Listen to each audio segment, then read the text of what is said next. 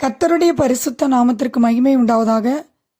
இன்றைய வேத வசனம் 1 பேதுரு 4:10. ஒருவருக்கொருவர் உதவி செய்யுங்கள். நாம் ஒருவருக்கொருவர் உதவி செய்ய வேண்டும். அப்போஸ்தலர் 2:45 வாசிக்கிறோம்.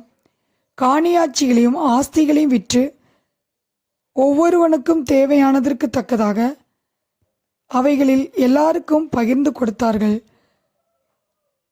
ஒருவருக்கொருவர் உதவி செய்வதிலே ஆதி சபையார் முன்மாதிரிகளாக இருந்தனர். விசுவாசிகள் எல்லாரும் ஒருமித்திருந்து சகலத்தையும் பொதுவாய் வைத்து அனுபவித்தார்கள். இல்லாதவர்களை அடையாளம் கண்டு அவருடைய தேவையை அறிந்து பகிர்ந்து கொடுத்தார்கள்.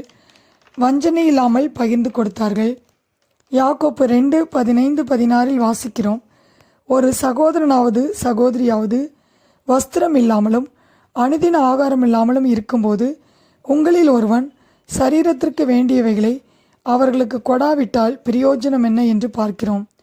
நம்மிடத்தில் கொடுக்க திராணி இருக்கும்போது அதை செய்யத்தக்கவர்களுக்கு நாம் செய்ய வேண்டும். அப்போஸ்தலர் 9:36 பார்க்கிறோம்.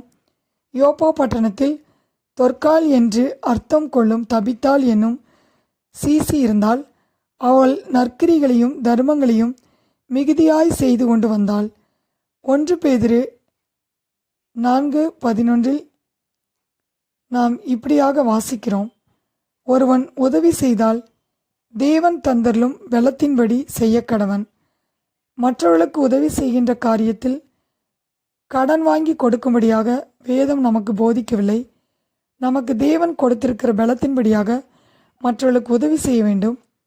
இல்லாதவர்களை கண்டு அற்பமாக எண்ணாமல் நம்மால் முடிந்த உதவிகளை செய்யும்போது கர்த்தர் நம்மை மேன்மைப்படுத்துவார். நாம் தேவனுடைய பற்பல கிருபையுள்ள ஈவுகளை பகிர்ந்து கொடுக்கும் நல்ல உக்கிரானக்காரராய் ஒருவருக்கொருவர் உதவி செய்ய வேண்டும்.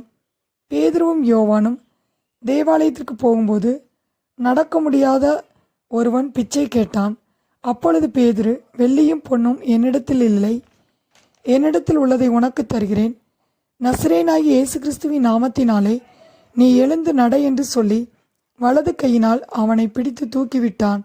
உடனே அவனுடைய கால்களும் கரடுகளும் பலன் கொண்டது. அவன் குதித்தெழுந்து நின்று நடந்து குதித்து தேவனை துதித்து கொண்டு அவர்கள் உடனே கூட தேவாலயத்திற்குள் பிரவேசித்தான். பேதுரு தன்னிடத்தில் இருந்த வரத்தை பயன்படுத்தி உதவி செய்ததை பார்க்கிறோம். ஆம் பிரியமானவர்களே, நாம் ஒருவர் பாரத்தை ஒருவர் சுமக்கும்போது கிறிஸ்துவனுடைய பிரமாணத்தை நிறைவேற்றுகிறோம். இல்லாதவர்களுக்கு நம்மால் இயன்ற உதவிகளை செய்வோம். 1 பேதுரு 4:10 வாசிக்கிறோம். ஒருவருக்கொருவர் உதவி செய்யுங்கள்.